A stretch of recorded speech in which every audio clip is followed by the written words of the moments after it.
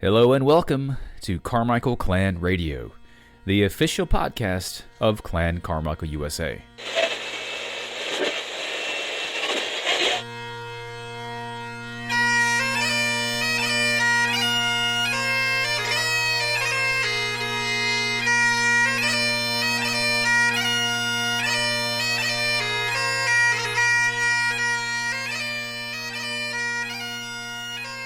Welcome back to episode 14 of Carmichael Clan Radio. I'm your host, Scott Carmichael. On today's show, I'm joined by the Right Honourable Alistair Carmichael, who has been a member of the British House of Commons since 2001, representing the Orkney and Shetland Islands, both off the coast of northern Scotland. Mr. Carmichael was kind enough to join me from his office in London this week to talk for over an hour. I know for a fact that his schedule stays full, so I'm thankful that he made the time to have this very interesting and fun conversation with me. In this episode, we discuss a host of topics, including what it was like to grow up on Islay, what guides his decision-making process as a member of Parliament, what lessons he learned while working in the hotel and restaurant industry, why a person should aspire to be in politics today, and some really important topics too, like getting Mr. Carmichael's Scotch whisky recommendations. This show was so much fun to record, and I'm grateful for Mr. Carmichael taking the time out of his busy schedule to chat. Already, I've had the honor of meeting some amazing people while making Carmichael Clan Radio, and I feel like we're just getting started. As always, a few things before we begin. June is right around the corner, so if you're planning to attend the Carmichael Gathering in Scotland this summer, time is almost up. To learn more, or to reserve your spot, follow the link in the show notes below, or visit the Clan Carmichael International website at www.carmichael.co.uk. Don't forget to mark your calendars to attend the Grandfather Mountain Highland Games in Linville, North Carolina this July. Clan Carmichael has not had a presence at these games over the past few years, but we're registered and we will be there, so make plans to attend if you can. If you're interested in learning about becoming a member of Clan Carmichael USA, visit the Clan Carmichael USA website at the link in the show notes below, or visit www.clancarmichaelusa.com. If you're still not a member, we hope you'll consider joining. And now, let's talk to Alistair Carmichael.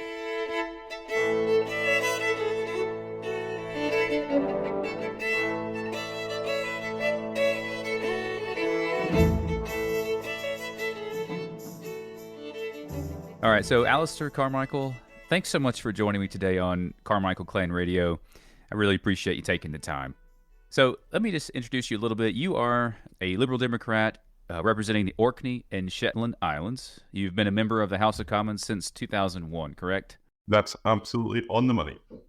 I just want to start by telling you that when I discovered that there was a Carmichael that was serving in Parliament, I thought it was really neat, actually, and I was really honored because it's just a small handful of people, and I was really proud that there was a Carmichael serving in the House of Commons in Parliament, and so welcome, and I'm really honored that you took the time to join me.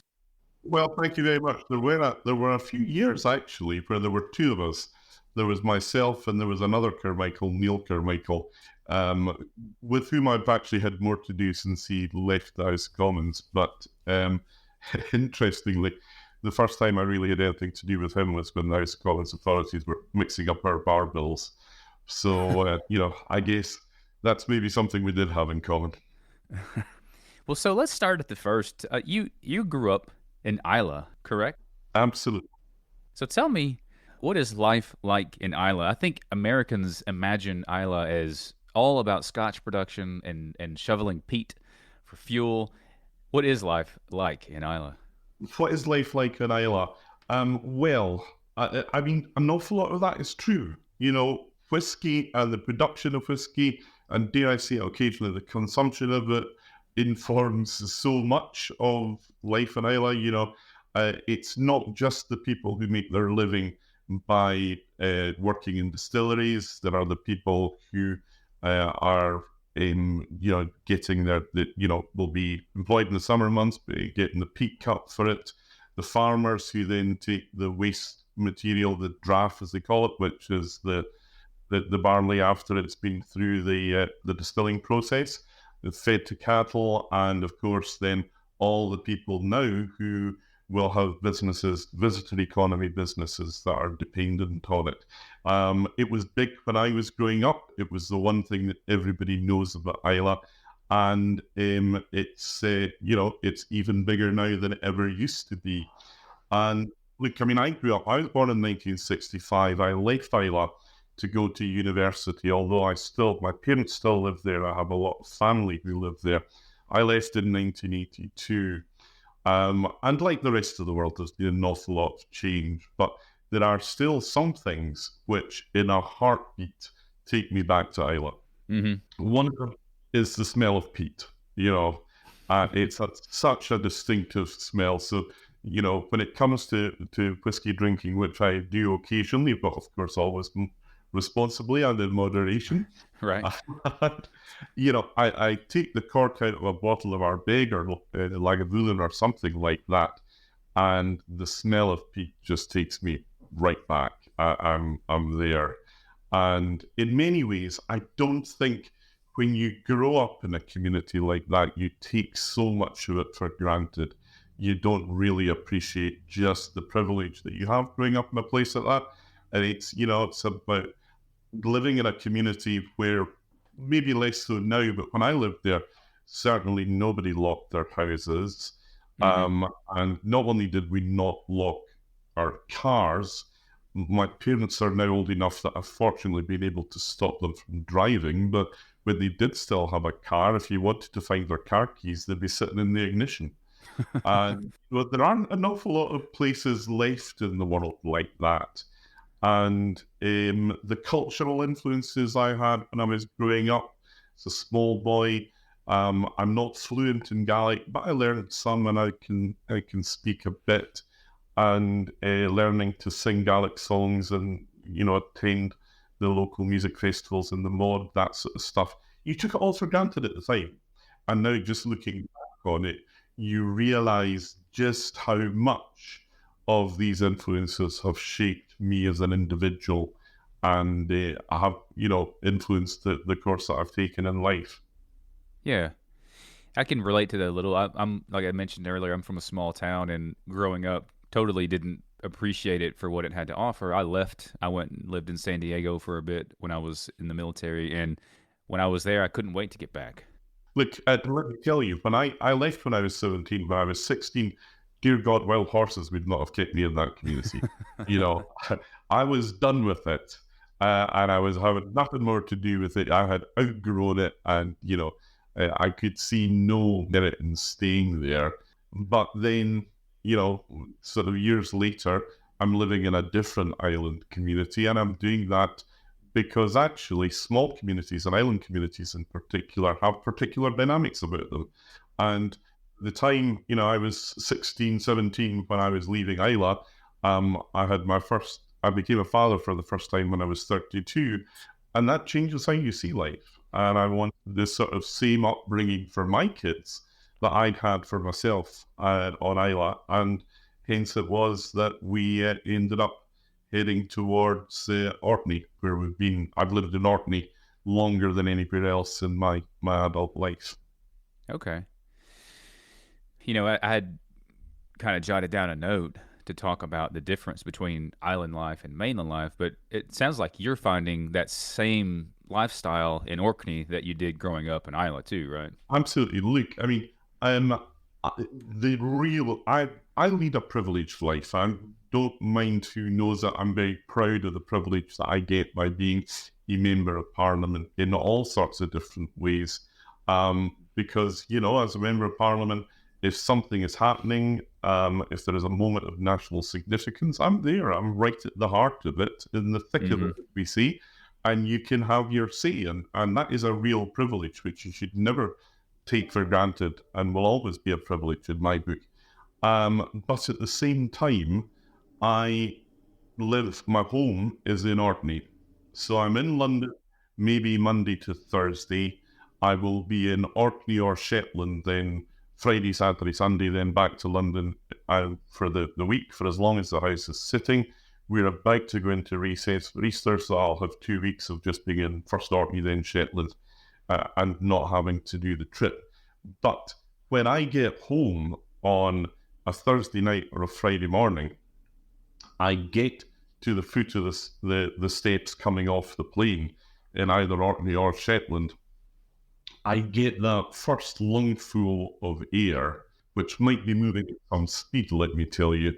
And it's just fantastic. You can almost feel the tensions of the week in Westminster just kind of being blown away, and you get restored to that different, I would say, better sense of perspective that you get from being part of an island community, a small community.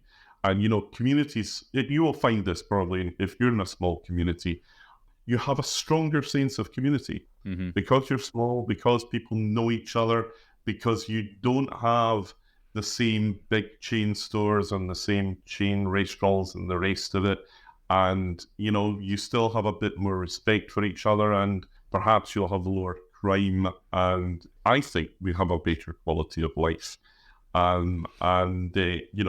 me, that's an important part. It's not for everyone. Not everybody could do or would want to do what I do. But frankly, I don't think there are many other places in the country now that I would be even interested in representing after 21 years as MP for Orkney and Shetland. Yeah, that sense of community, I think, is what I didn't appreciate. And, even now, my own children are 22 and 26 tomorrow. And I was really keen to push them away. Go away, get your education, learn your profession or whatever you're going to do. And Orkney will still be here when you come back. And you will bring back with you that wider sense of experience of the real world. You will have been, you'll have experienced things are bigger professionally. You can bring skills back with you, and it's good for the community.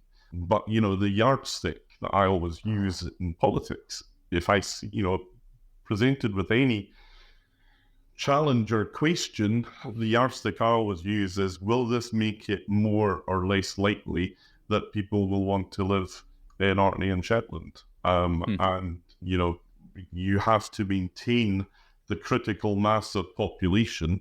So you've got the mix of professional, skilled, semi-skilled, unskilled people in your community. And if you can do that, then you can, you continue to be a viable community. If you live in a city, let me tell you, I'm sitting here at the moment on a Thursday afternoon in London. Nobody in London thinks about population levels unless they're concerned about them getting too big or too crowded or whatever.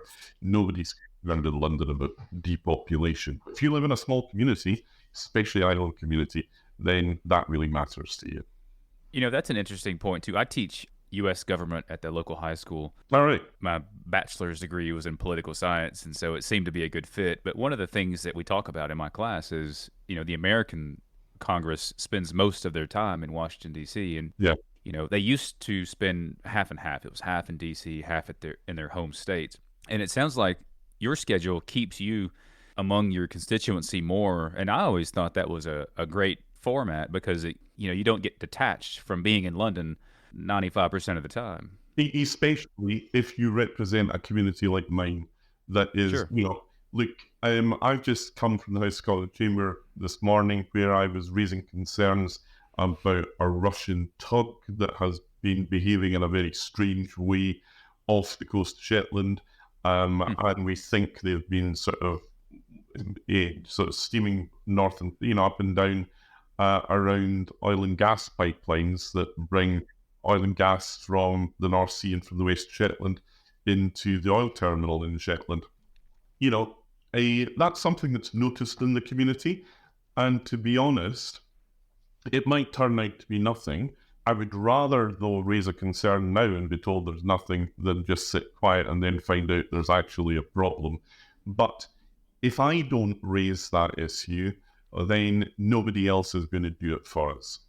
Whereas if you have a concern about housing or traffic management or something like that, in the centre of London or Manchester or Edinburgh or Glasgow, then frankly, there are dozens, maybe even hundreds of people who will be raising the same issues. So, along with that sort of privilege of the small community and the rest of it, there does come a particular responsibility. And in order to execute that responsibility, you've got to be home, you've got to be out and about talking to people, and you might just see them in the shops.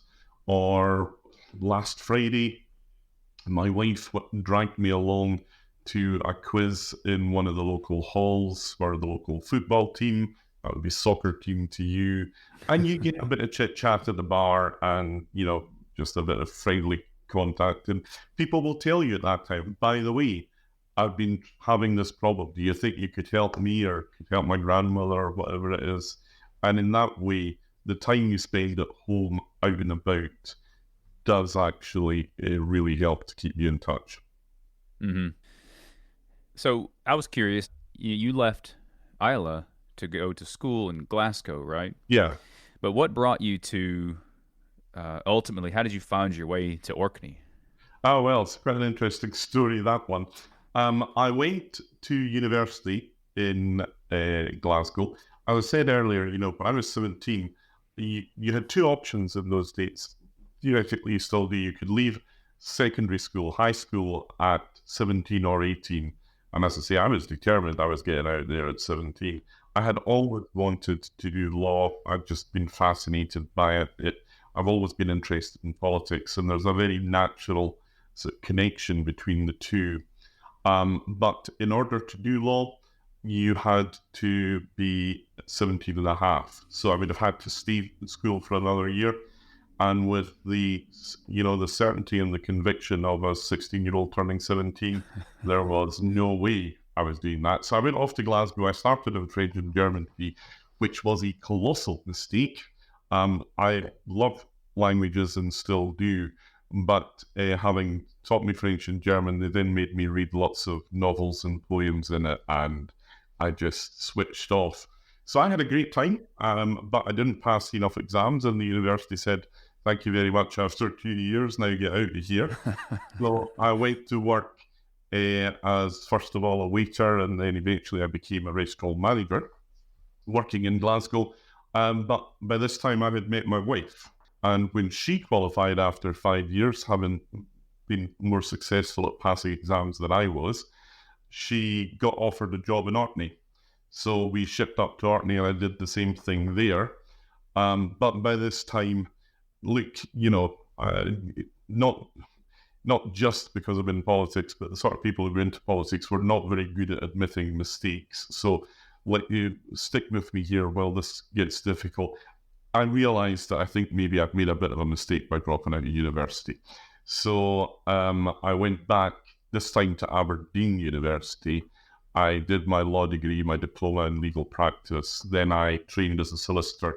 First of all, with the Procurator Fiscal Service, which I guess would be the Scottish equivalent of the District Attorney's Office. Okay. And then after 3 years of doing that, I went into private practice as a lawyer. And that's what I was doing until I had the opportunity of standing for Parliament in Orkney and Shetland. And, we'd always stayed in touch with Orkney. And I took the chance, and here I am 21 years later. Sometimes in life, opportunities just come your way, and there's no way of knowing if they're going to work or not. But this one has, I think, absolutely worked for me. It's been great for me. It's allowed me to do what I've always wanted to do. We've raised our family in a community that we're happy and comfortable in. And, I like to think that I've also achieved a bit for the community that I serve as well. So, it's worked for us. But, sometimes you think you reach a juncture, you think, well, I really want to do that. and it doesn't happen and you're disappointed, but then something else better comes around the corner. And essentially that's kind of what happened for me. So, um, you deal you play the hand that life deals you sometimes. And if you do the best you can, if it doesn't work out, then cut your losses and go out and do something else because you're a long time dead. Well, I always look for Carmichael characteristics and traits that seem consistent. And my start to college or university was very much like yours. I started out in the wrong field as well and found myself quickly outside of the university system, but soon to be back in.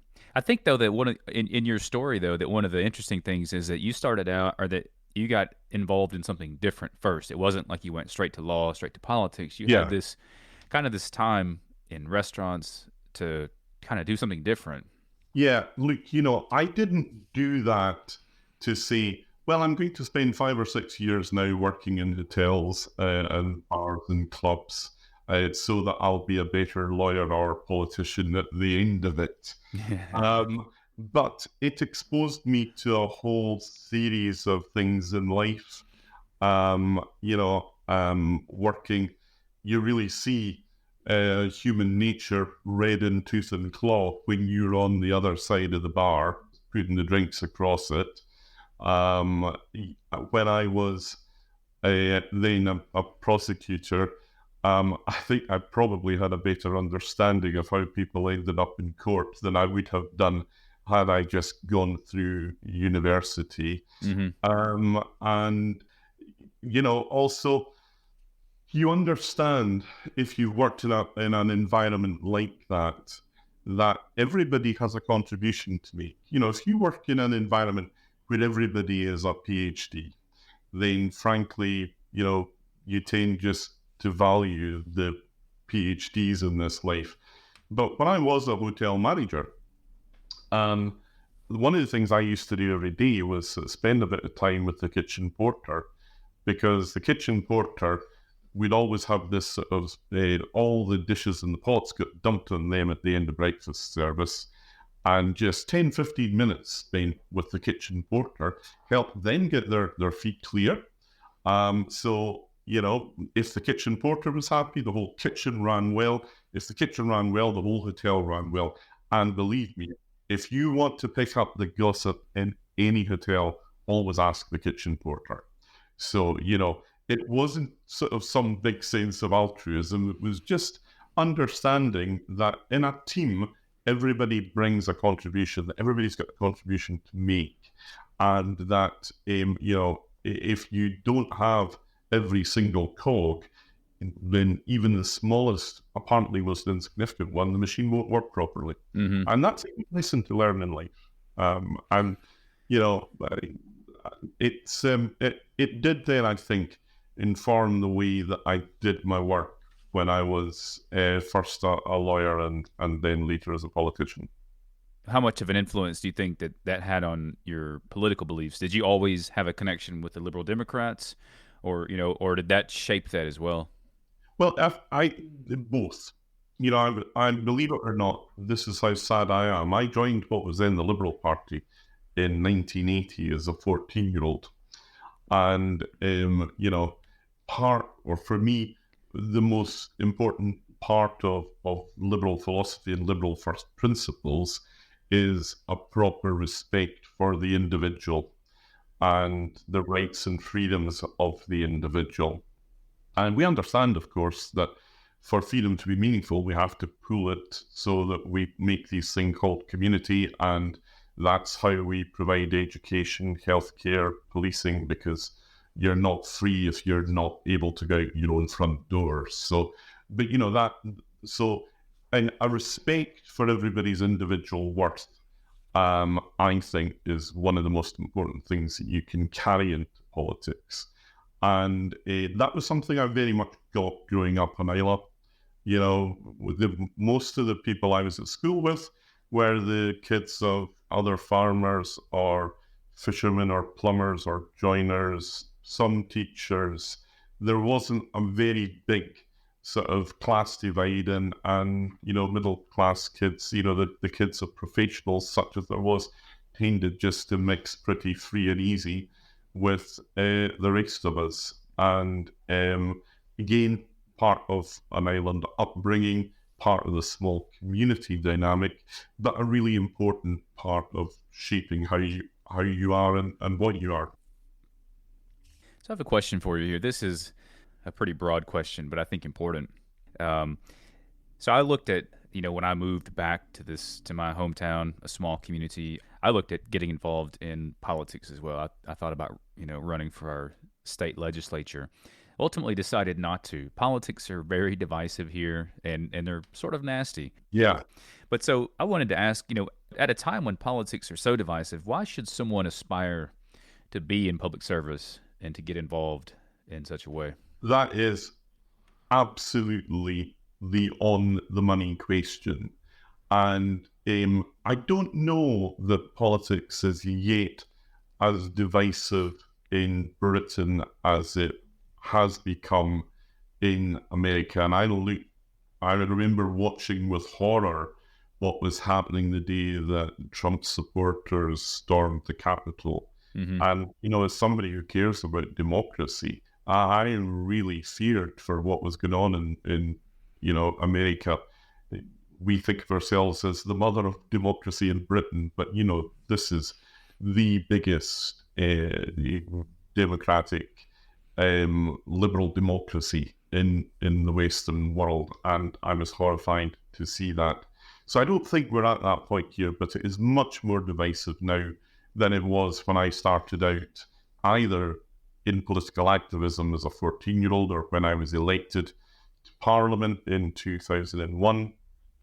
And I'll tell you quite honestly, I don't regret the decision for a second. I've loved every second. It's been the privilege of my life to be in the House of Commons. But now, if I were again a 32-year-old lawyer with one child and one on the way, and I was looking at what I was going to be going into, and it is as different now as it could be possible to imagine, I might think twice. And, Mm-hmm. The division and the divisiveness that comes from politics does risk putting good people off. And, if politics becomes the preserve of the people who shout the loudest, then we all lose out as a consequence. Yeah, look, hands up, I'm as good at shouting as the next MP when it comes to it. And I'm not going to pretend I won't, get down and dirty like the rest of it if it's necessary. But there has to be more than that. I see so many of the people coming into politics now aren't bringing anything more than that. They bring sloganizing, they bring a very divisive approach. We're in the middle of dealing here with legislation to deal with migrants crossing the refugees crossing the English Channel in small boats. And the government here is wanting to do all sorts of things to, take away their human rights and their rights under international law to proper refuge. And, it's a really poisonous, difficult way of doing politics. But if you leave the stage, if nobody argues for rule of law, for a tolerance of different views, and for a politics that actually requires people to find accommodations, to find the compromises. If it is just left to a sort of Buggins turn of, 1 year you have one party that shouts louder than anybody else, so they get in, and then 4 years later somebody else shouts louder again and they get to control everything. I think at the end of the day we are governed worse than we would be. Mm-hmm. I was a minister in a coalition government from 2010 to 2015. We were having to rebuild the economy after the crash of 2008. It was not politically a sensible thing for us to do, because we were the junior partner. We were punished at the end of it for the compromises that we had to make. But ultimately, I think you can point to these years now and say, actually, that was a really effective period of government that did tackle the big problems that the country had at a really difficult moment and did some good progressive things at the same time. We took a lot of the lowest paid workers in our community out of paying tax completely. We were able to target money on children from really deprived backgrounds and to make a difference to their educational outcomes. The sort of thing that actually really, I don't think, we started that in 2010. You won't really see the full impact of some of these policies for another 5 or maybe 10 years yet. But, do you do what's right or do you do what's popular? And if everything that you do is seen through the prism of populism, and if you're not prepared to do the difficult stuff that will be unpopular, then frankly, what's the point? I could have stayed in legal practice and made a lot more money, not have been the subject of public attention in the way as a public figure. If you live in a big house as a politician, people think you're corrupt and you're on the take. If you live in a big house as a lawyer, they think you're a good lawyer. So I could have had an easier life, but it wouldn't have been as exciting or as fulfilling. So as I say, I don't regret it. But I do worry a bit about the future and how we learn to disagree well again, because we've kind of lost that knack at the moment. Yeah, that's true. I see video or hear audio from arguments in Congress, and even in the early 2000s, and they sounded like they were from a different era. They're even the State of the Union address that the president gives, that's changed so much over the past few administrations that I remember watching State of the Union addresses, and it didn't matter whether the president was a Democrat or a Republican, but the House would kind of rise to applaud in anything because he's your head of state, right? A commander-in-chief of your armed forces. And if the politics of your nation is as divisive and polarized as I see as an outsider looking into American politics at the moment, then, you do risk undermining the standing of your head of state or your commander-in-chief. And that takes you down a really difficult road that you don't want to be going down. Yeah. Well, one of the things I've read that you've mentioned also is that one of the things that attracted you to the Liberal Democrats, but it's also one of these, I think, great democratic principles that's seen in the U.S. especially, is that emphasis on allowing smaller communities to make decisions where that governance is more local. Yeah. And, that's why for me, kind of felt that pull to get involved, because it was at a local level that I think, those decisions can be maybe even more important locally than at a federal level. But is that something that you still feel? I see this. I travel the world, not extensively, but maybe once or twice a year, and you see this wherever you go. The best, most effective democracies are those with decentralized systems of government, because it is an undeniable fact that the further the decision is made from the community that will be affected by it, the worse that decision will be. And, because look, in this country, we have a highly centralized system of government, and power is concentrated in London. 20 years ago, we devolved power to Edinburgh, Cardiff, and Belfast, but they themselves have become very highly centralized systems of government. And, if your whole life experience is being born and brought up in and around Edinburgh, which is probably true of most of the policymakers in government in Scotland, then what hope can you possibly have of understanding what a community like Orkney or Shetland or Islay is going to need? You don't understand. If you Google Kalmar ferries at the moment, you will see some horrendous stories. This is the ferry company that operates to all the West Coast island communities in Scotland. Okay. And you have to have lived on an island to understand just how fundamental these routes are. And if, it would be like going into a city and saying to people, we're taking away your buses and your trains. You can't use them anymore. Or maybe even we're going to dig up your roads, whatever it is, So, we've got a failing ferry service in Scotland because it's operated by people who don't understand what matters in it. And sometimes it's even as fundamental as, where does your service start in the morning? If you've only got one ferry, do you want that ferry to start on the island, so that the person who might be leaving the island for business or whatever to go to a meeting somewhere else can get off the island early enough to be at that meeting by 9 o'clock, 10 o'clock, whatever else, do their business and then get home at the end of the day? Or do you station that ferry on the mainland, and where most of the decision makers are? And, if your experience of using a ferry is to get to a island community for your purposes, then you think the most important thing is that the ferry should be based on the mainland. Now, there's balances to be struck, but ultimately the people who really depend on lifeline services, ferries, planes, whatever else it's going to be, are the ones who know best what they need from it. And they should be the ones designing the service, not the civil servants and the ministers at the centre.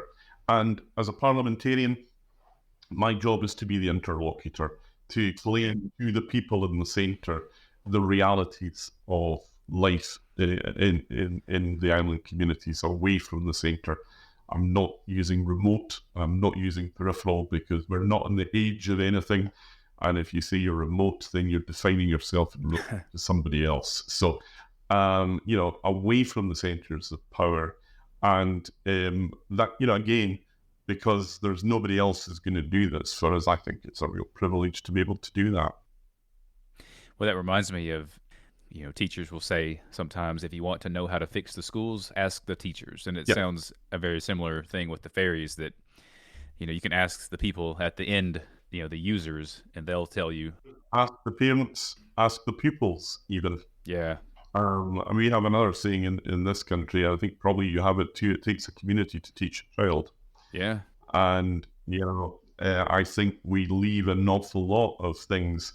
We expect an awful lot of our teachers, whereas actually we all have a role in educating our young people. And they're again, small community dynamic.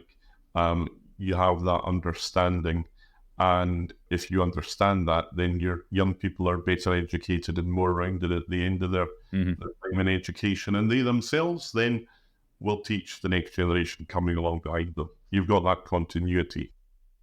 I wholeheartedly agree with that it does take the entire community. And not to stray too far down this rabbit hole, but too often the teachers are just given that full responsibility and then asked why it didn't turn out right. Why did you not do this? And my heart sinks every time I hear somebody else say, "Oh, we need to be teaching our children whatever financial literacy." And it's good that children are financially literate, but actually, if the primary expectation I have or had of my kids go through school was that they would be properly literate. They would be taught to read and write and count and maybe do it in more than one language. And I was happy, as it goes back to individual rights and responsibility again.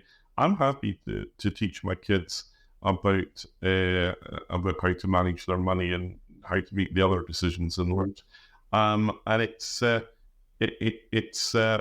then leave the teachers to get on with the stuff that I'm not qualified to teach. Yeah. Well, I noticed at the beginning of our interview that you're wearing your Carmichael tie today. I am indeed. I don't know if your podcast goes out with film or not, but I got this a few years ago when I was opening the National Mod, which is this festival of Gaelic music. And I was not able to get home in time to get my kilt, so I turned up wearing my Carmichael tie. I was wearing it at a burnt supper at the end of January, and somehow it's never got away from the office. But so don't think I wear this every day. I'm not going to pretend. But since I knew I was going to be talking to a Carmichael about being a Carmichael, it seemed like the right thing to do. Well, I noticed it, and it made me want to ask you these questions about Carmichael also. The listeners can't see us, but I will take a still image and post that so they can see it. Are you involved with Clan Carmichael, and when did you hear about Clan Carmichael first? I mean, I'm aware of the clan association now, and I've been vaguely aware of it because I have a friend who used to work with, I think, Richard Carmichael of the clan association, the clan chief. Yeah. But let me pick my words with some care here. I think in Scotland, things like family affiliation, clans, and the rest of it, we tend to wear it a bit more lightly, possibly, than some of our American cousins. And we take it a bit much for granted. So when I knew that I was coming on to talk to you in your podcast, I thought, yeah, okay, I'll spend a bit of time and I'll do a bit of research. And I am now feeling a little bit guilty that I've not been more proactive. Because, look, it's not just that we're all called Carmichael, but it's that we've got this whole sort of range of people around the world. Yeah, and you've got that thing in common. You meet somebody else and they say, my name's Carmichael, and you immediately want to talk about that. And I was born and brought up in Islay, but most of our family, actually, Carmichaels and Calders are pretty much interchangeable in our family, our branch of it. Most of them emigrated to Canada in this early part of the 19th century. And when I was growing up in Islay, it felt, dear God, I'm related to everybody. Is there anybody that's not a cousin of some sort? But it turns out that we're just all descended from that handful that were left. And, that sort of then gives you a pause to think. And years ago, I was training parliamentarians in Guyana. And on the last day, we had a few hours free before we were going to head to the airport. And I don't know what the connection is, but they're in the middle of the main town in Guyana, the capital. There's a Carmichael Street. I don't know what the connection is. I don't know what the story is. But, you just find these connections all over the world. And again, if you have a Scottish connection at all, and believe me, in law, politics, banking, media, finance in this country, being a Scot is a real advantage. You're never more than 2 or 3 handshakes away from anyone in Scotland. These connections are great. They're exciting, and they give you a sense of connection. I don't think I'm any better than anybody else because I'm a Carmichael. But having that connection with other Carmichaels in other parts of the world, or even just people you might meet on a train somewhere, it means something. At some point in past history, there has been that connection. Right. I think that one thing also, and I'm fully aware of how serious some Americans take their Scottish heritage, much more so than people in Britain and Scotland. I think one of the things, I've thought about this before and talked with a person before on the podcast who runs a kilt store in the United States. And, it's Americans are so mixed culturally. It's the melting pot. And it seems that everyone here kind of looks to something in the past as an identifier, to kind of cling to a little bit, because we don't have a very long history here, Well, that's the thing, isn't it? And I think one of the things about Islay, Scotland, Orkney and Shetland, is that we've got this phenomenal backstory that goes right the way back. Islay, Orkney, Shetland, the Viking influences right the way back to into the medieval times. I live in a community that has a 12th century cathedral.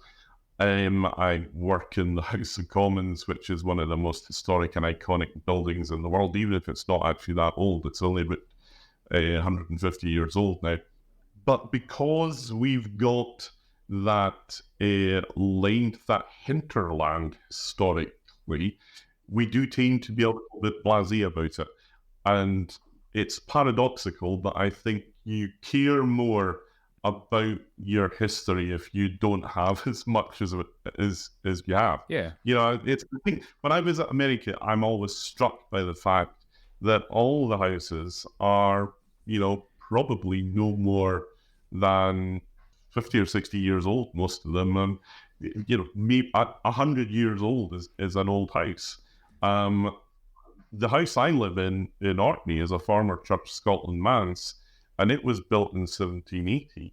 And it's far from being the oldest house. If you really want to see old housing in Scotland, look at the gable end of a building, and they have what they call crow steps. So it's, instead of your gable end being a straight line like that, like this very bad radio, I'm sorry, a straight line, then you have this stepped gable end going up, and that's the site in a really old house.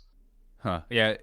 In the United States, you'll see on the East Coast, in the like Maryland, these areas, you'll see old brick buildings, and to us those are very old. They're from the late 1700s. Yeah. That's the oldest, and those are really the oldest buildings you'll find here. A 50-year-old house here is really old. Yeah. You're right about that there's a real, different way of looking at those things. And jumping back to that point, I think that's what, when I look at my Carmichaels that came from Lanarkshire and some from Lismore, this is very old history. Looking at the Kirk Hill, where our name came from 1,000 years ago. To me, that's sort of mind blowing as an American with a very short past, and definitely something that makes me, that kind of, gets me interested in learning more about it and kind of becoming active. So I hope we don't seem too nerdy to all the Brits. No, not nerdy at all. It's the great opportunity that you have with connection in other people's parts of the world, is it just reflects your own life back onto you a little bit, and stuff that you take for granted, you then have to stop and think about, and you think, hey, actually, there is a reason for that. It's, to come back to my life in politics at the moment, we are bedeviled by identity politics, and been through the leaving of the European Union, which was an exercise in forcing people to choose between having a British and a European identity. If you go back to 2014, there was a really bitter campaign in Scottish independence where people were told they had to choose between being Scottish and British. Mm-hmm. And, that for me was a moment, because I've got so many different identities. I have an identity as an islander. I have an identity as a Celt. I was born, my father is a native Gaelic speaker. I was brought up in this culturally Celtic community. I have an identity as a Scot. I have an identity as a British person. And then when I go to America and I talk to people there about law and politics, and they look at me kind of blankly, and then they say, oh yeah, but you would think like that because you're from Europe. I'm like, yeah, I guess maybe I am. And, they see me as having a lot of things in common with people in other parts of Europe that I never really thought of for myself. So, again, it comes back to some of the coarsening of the political dialogue, but, it's a real paradox that in a globalized world, people, goods, services, capital, everything moves around the world with an ease that was unimaginable. Look what we're doing at the moment. When I was growing up in Islay, this would have been a major production with me sitting in a studio somewhere and you sitting in a studio somewhere else. It would have cost a fortune. And as a consequence, it just wouldn't have happened. But now, we live in this globalized world. It's economically globalized. And then you've had the revolution of a social media and that sort of international communication. So there's a social globalization that has happened as well. But paradoxically, although our identities, national community identities, whatever else it's going to be, you really matter or make less difference than they ever have done, seem to matter to us more. And I don't understand that. It just doesn't figure for me. But, I look at some of the changes that we've seen in the last 15, 20 years in the world. And obviously that visceral determination for people to have to choose an identity and only have one identity. Yeah. I think part of this, whatever I am as an individual is made up of all my different identities. And I think the more identities you can have, the more you will have in common with other people in other parts of the world, and the likelier it is that we all live in peace at the end of it. Well, no, that's one of the things that I thought was, for me in this podcast, I'd grown up listening to radio, and this wasn't something that could happen. We could write letters back and forth, but that would be the best. I grew up listening to radio a lot because when I was growing up, there were 3 television channels in Britain, and one of them you only got sort of half the day. In fact, there were sort of big chunks in the middle of the day where there was no television at all.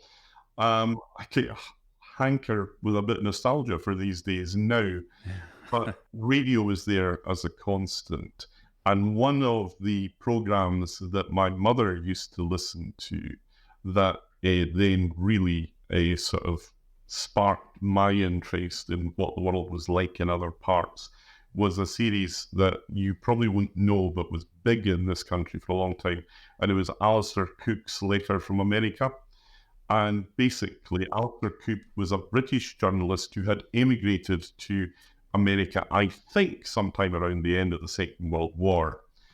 And he did this sort of monologue, a thought piece, half an hour every week, just explaining to a British audience what was happening in the world at the time. So, it might have been Martin Luther King Jr. in the civil rights movement. It might have been the death of John F. Kennedy.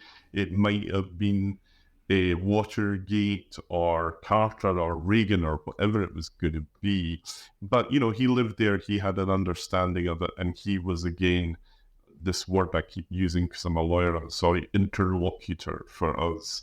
Mm-hmm. And now, the richness of the opportunity we have is that we don't just rely on journalists like Alistair Cook to filter things for us. We have the opportunity both from this sort of experience, but also just sometimes get on a plane and go and visiting.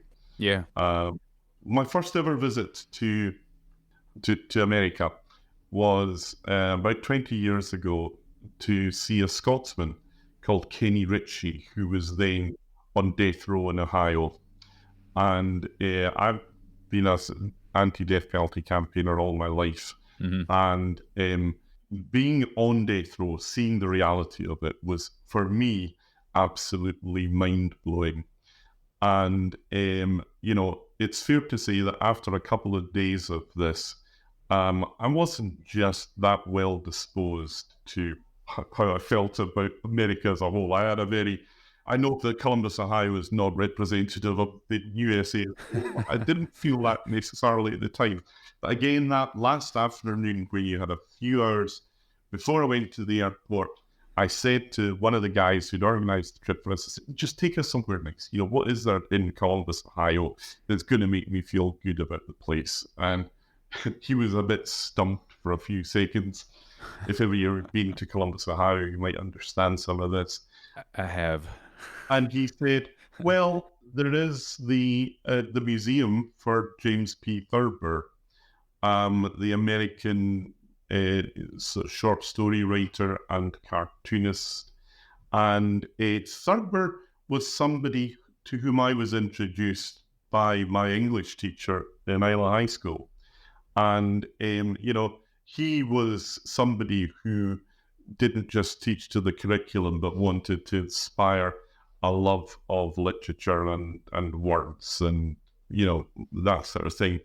I said, well, I'm a big Thurber fan, so yes, take me. And we went, and it's a lovely, quirky little museum in Columbus, Ohio. It was where he was born and lived, I think.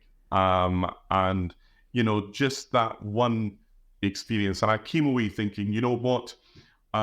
If people in Columbus, Ohio can do something like create and maintain a shrine to the works of J.P. Thurber, then they can't all be bad. And I left feeling much better disposed towards the community at the end of it. I don't really know why I started telling you that, but there you go.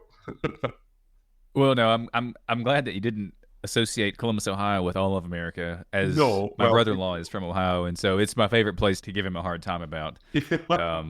But I have been to Columbus, and I know exactly what you're talking about. And if you could find something, inspiring and beautiful in Columbus, wherever you go in the world, and whatever your reason for being there, and sometimes I've been in really difficult places. Another death penalty case I worked on was a guy called Troy Davis in Atlanta, Georgia, who was ultimately executed. But, that could be a really negative memory. But actually, I met so many good, really strong people there. And I'm still in touch with a lot of people in his family. And, I think it's important in life. You can end up being bitter and twisted very easily if you only see the negatives. Yeah. Hold on to the positives. Yeah. That was something that I'd made a note about. I considered asking you about. I know that we were going to keep it politics light, but it was something that I was interested in, is your work on. Politics. I'm a politician. Politics sort of infuses my life, and I got into politics because I'm interested in politics and I love talking about politics. Yeah, it was a good intention not to talk about it. It was never going to happen, really. No, but I was interested in the work that you'd done with both Troy David and Kenny Ritchie, who was a Scot also, wasn't he, in Ohio? Yeah, that's what I thought. Yep. He was a Scot, yeah. And he ultimately was not executed, is that right? He was exonerated. Right. Not fully exonerated, because they would have had to pay him a shed load of compensation for locking him up for 23 years. That's true. They had done. But he was cleared of all the serious charges that had put him on death row, and he entered a plea of no contest to some minor violation, and as a consequence, they let him out. And I've seen him a few times. I think he was struggling for a while, but you lock somebody up in a prison cell for 23 hours a day for 22 years. Yeah, it's going to make a difference to how they see life. Well, that's I've had the discussion with teachers at school too, and some of us feel that we aren't in a position to judge someone whether they should live or not. I think one of the things that you had said is, there's a difference between justice and revenge. Yeah. And I thought that was really striking, and I think is something that I hope people remember. Yeah, don't get me wrong here. If it's your loved one, your family member, or your friend, or somebody in your neighborhood who's being killed, then the desire for revenge is a perfectly understandable and a quite legitimate one. But that's why we have a system of state justice, right? And you have courts that make these decisions for us, because otherwise, if it does become all about revenge, then you quite quickly go back to the jungle.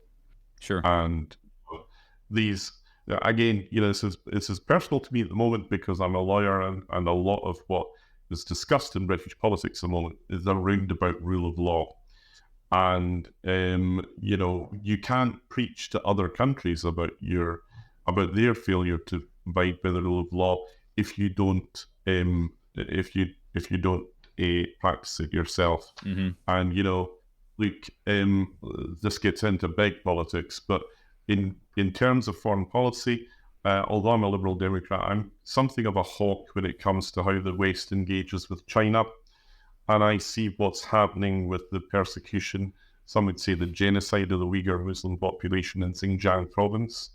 I see what China has done in relation to the joint declaration that she had with Britain over the future of Hong Kong and how that's just been thrown out the window. And people in Hong Kong now are losing all their freedoms of expression and freedom of speech. Free media has gone out the door.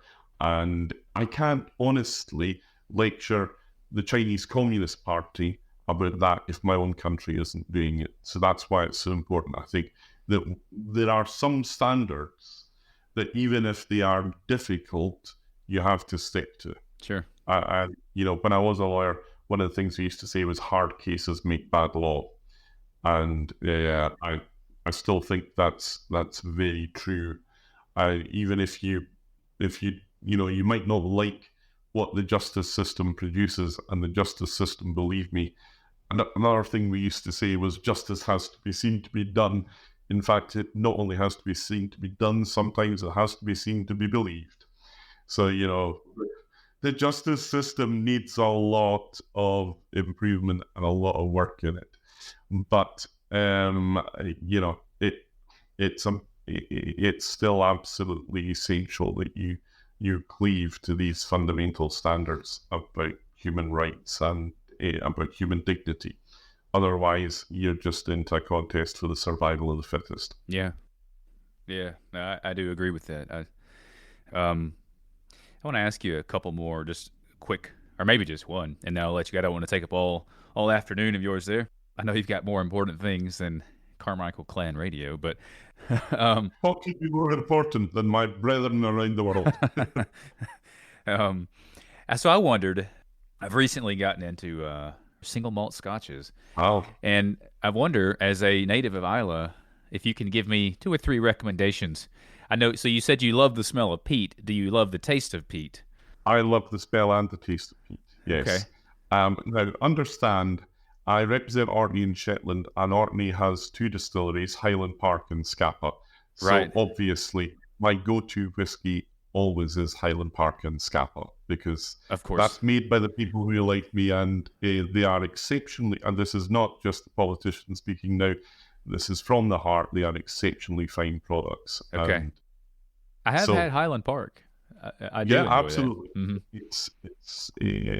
It's a favourite of mine, a genuinely favourite of mine, and always was long before I was MP there.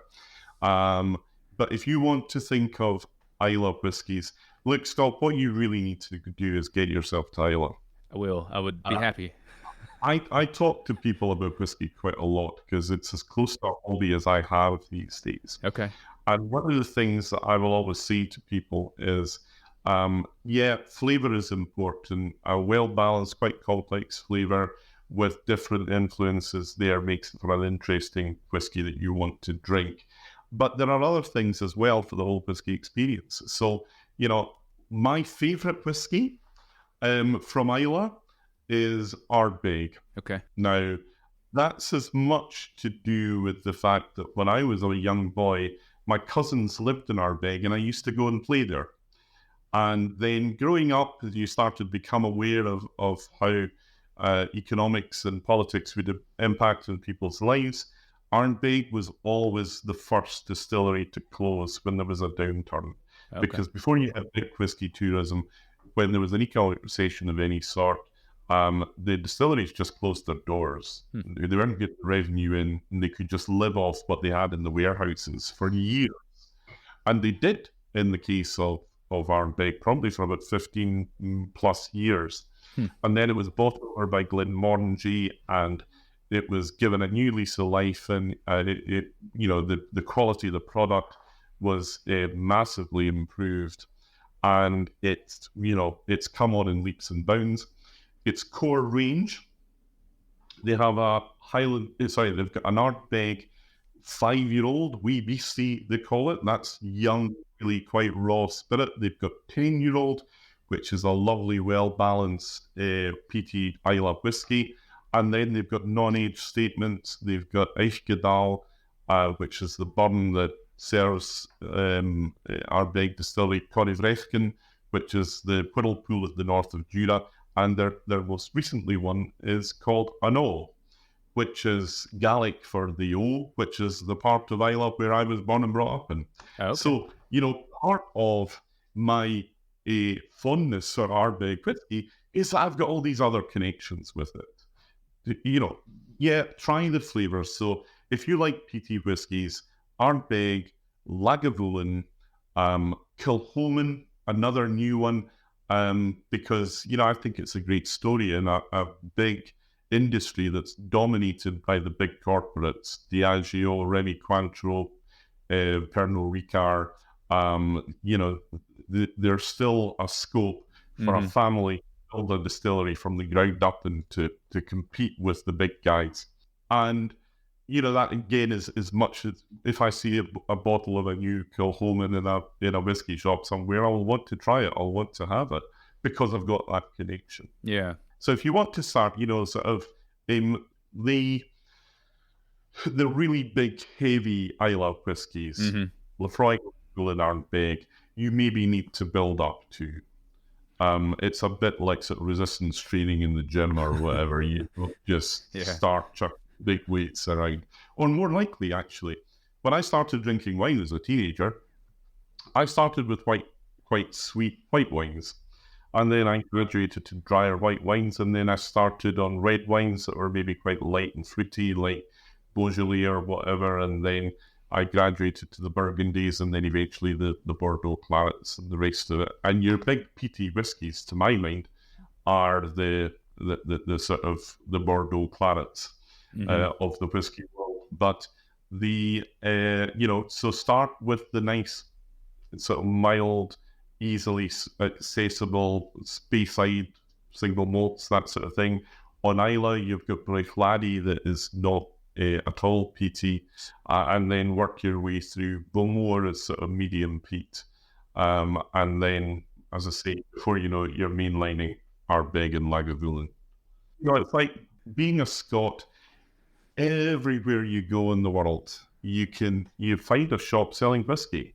Yeah. 2013, when I had done 3 years as chief whip in a coalition government for the Liberal Democrats, I needed a couple of weeks just to do something worthy. Wasn't just constant compromise and deal making.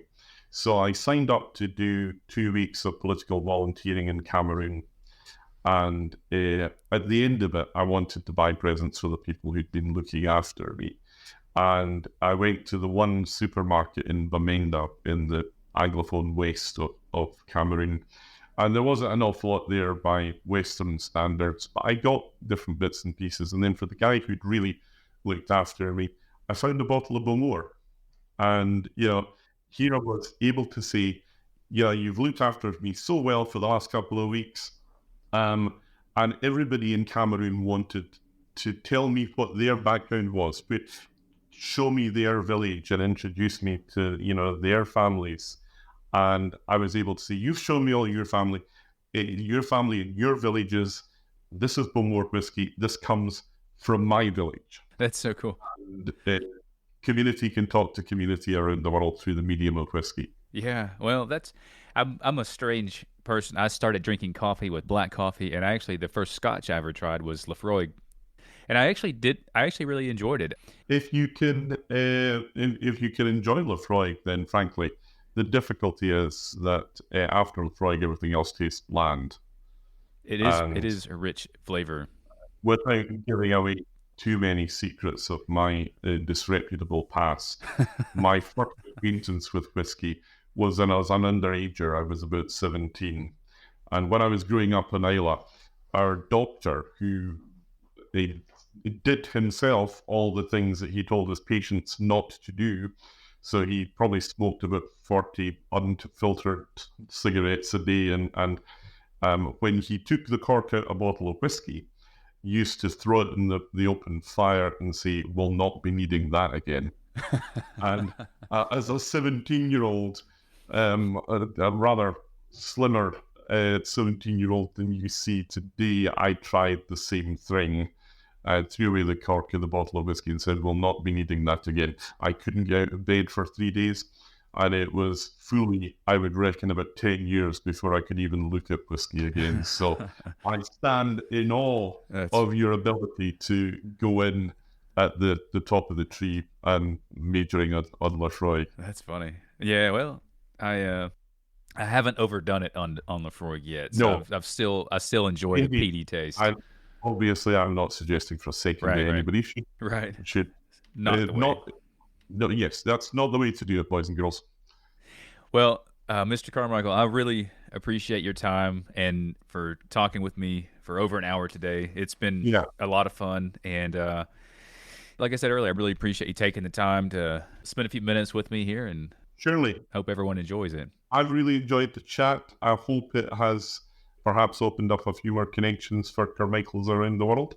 And we have a gathering coming up later this year, I think, is it? Mm-hmm. Maybe June or something like that. In June, Look, my diary is a management nightmare at the best of times. But if I can make time to get there, I will certainly show face. And I do feel motivated now, having had the chat and having looked at what other Carmichaels are doing to sort of build that connection around the world to do my own bit in the future. And one day I will get to Nashville. I hope you do. I hope you do. I've got a mobile podcast studio. I have microphones that can travel, and so maybe we can do another talk in Nashville one day. We could do a podcast as we explore Dolly Reed together. That's, yeah. We can probably line up a visit with Dolly, and we'll go listen to some bluegrass. Yeah, well, I mean, her bluegrass work was what really sort of reignited her career. It was phenomenal. Well, she does a lot for Tennessee, actually. That's a whole separate story, but she's really active in Tennessee and makes sure that young kids have books up until 5 years old. I met her once. Did you? She came to Britain to launch the Imagination Library. Yeah. And I have it in my office. In fact, one of my proudest possessions here is my picture of me with Dolly Parton. Again, I'm afraid this is not good radio. So your listeners will just have to take my word for it. And it was a line of sort of middle-aged politicians in suits, just absolutely starstruck at meeting Dolly Parton. And I'm not ashamed to admit that I was one of them.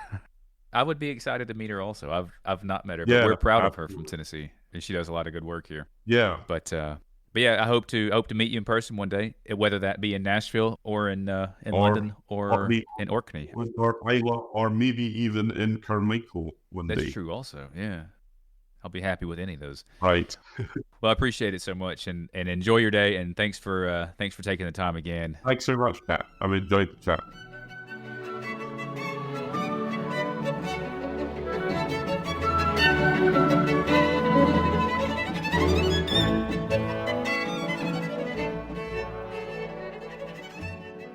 Once again, thanks so much to Mr. Alistair Carmichael for joining me on today's show. With issues like Russian tugboats sailing off the coast and the responsibility of representing his constituents in Orkney and Shetland, it's still nice to know that Mr. Carmichael will still make time to check in with other Carmichaels from across the globe. If you want to support the show, please be sure to subscribe to the podcast and to share it with anyone else that you think might enjoy it. You can subscribe on Apple Podcasts, Spotify, Google Podcasts, or subscribe to the Clan Carmichael USA Substack page at clancarmichael.substack.com. By subscribing to the Substack page, each time I release a new episode or essay, it'll land right in your inbox. So be sure to get signed up to receive all the latest from Clan Carmichael. And finally, if you like what we're doing, please leave a 5-star rating on Spotify or Apple Podcasts. You can also leave a positive review on those two apps, or leave some feedback in the comments section on Substack. Your reviews really do help to promote the show and make it easier for others to find us. And it lets me know that you're continuing to enjoy the shows. So, until next time, toujours prêt. See you soon.